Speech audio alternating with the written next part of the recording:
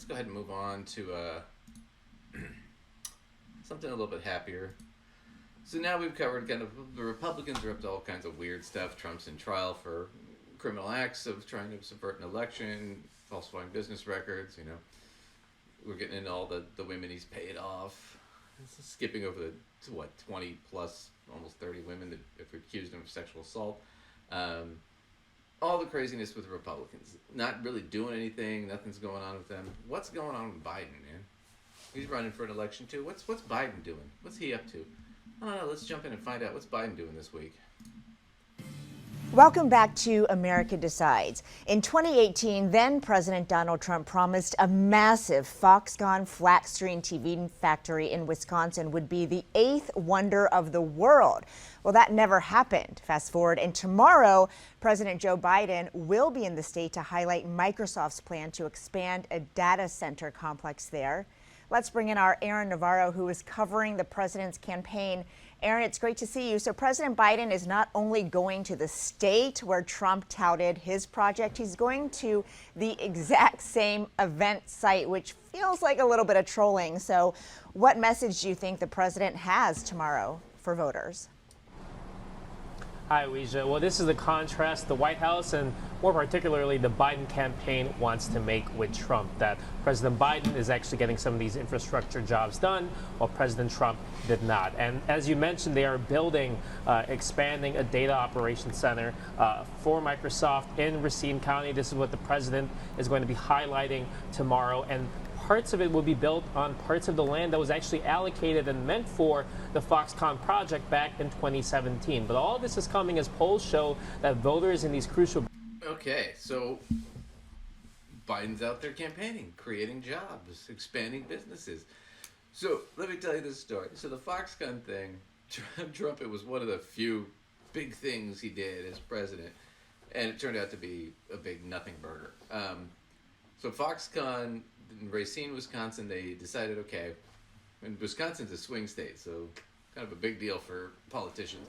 So Racine, Wisconsin, they said, okay, we're going to build this Foxconn, and they're going to build, I think, flat screen TVs was what the focus was, and it's going to provide all these jobs, tens of thousands of jobs. It ended up providing like 1,000 jobs or something, almost nothing. Anyway, it's going to provide all these jobs, and they're going to build this big facility there, and it's going to be great. Well, what it turned out was there were all these tax cuts that were attached to it. Foxconn was not interested in building the infrastructure they were doing any of that. They just wanted the tax breaks. So what they did was they built a little bit, and they hired some people, but they're basically do-nothing jobs. Most of those people are sitting in their cubicles watching YouTube or Netflix all day. But the only reason they're there and employed is because Foxconn gets a huge tax break for just having it there. So the whole thing turned out to be a big tax scam at the end of the day. It's legal, but it's still a tax scam. Well, the problem is all that land is still sitting there, and it's still for sale, and it's still viable to build a facility on. So Biden and the White House got with Microsoft, cut a deal with them to get them the land. So Microsoft is building a huge AI facility there, which is going to provide even more jobs than what Trump promised and didn't deliver. So it's kind of a double win here. I mean, it's a win-win-win for Biden because one, it's a good policy procedure. It's going to provide a lot of jobs, help a lot of people out. It's going to do it in a swing state, and it's in the same location where Trump fucked up before. So, it's a triple whammy there. It's good policy. It makes Biden look good. It's in a swing state, which is definitely going to now from the polling, looks like Biden's way up in Wisconsin because of this. And it's a dig on Donald Trump. So win-win-win. But watch a little bit more of this. But yeah, just brilliant play for the president. Battleground states believe that former President Trump, not President Biden, have a better grasp on the economy. I'm glad you brought up recent polling, Aaron, because, back in 2020, this was such a close race. And obviously, Wisconsin could make or break, one of their runs. So talk to us about what else you're seeing in these polls and what issues really matter to the voters as it stands now. Well, let's start with the economy. In our latest CBS News Battleground poll of Wisconsin, specifically, only 33% said that they believe the economy is good, and that's among likely voters. 62% believe that the economy was better under former President Trump. Hence, you're seeing President Biden try and puncture that argument, that nostalgia that voters may feel, and as President Biden. And what's interesting is recently that's flipped, and now Biden's has got a 6-point lead.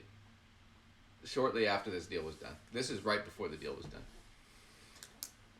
So, good move on Biden's part. So Biden is out on the trail campaigning. They've got offices in all the swing states. They're out there knocking on doors, getting the independent voters, doing the traditional campaign shit. Trump's in court, having to listen to, about his affairs and sexually harassing and insulting women, and Kristi Noem running around killing dogs, and RFK with brainworm. I mean, I don't know. You guys can tell me what you think, but I think it's pretty obvious who I'm going to vote for here. I mean, kind of don't have a whole lot of choice. I mean, Biden's okay. I'm not, not a huge fan, but given the alternatives, it's like, at least you got one guy who's actually doing the job, which is all that really fucking I care about. So, anyway, that's all that's going on there. But yeah, just wanted to throw that out there as a comparison. Here, look what Joe Biden's up to. The less crazy side of the coin, right?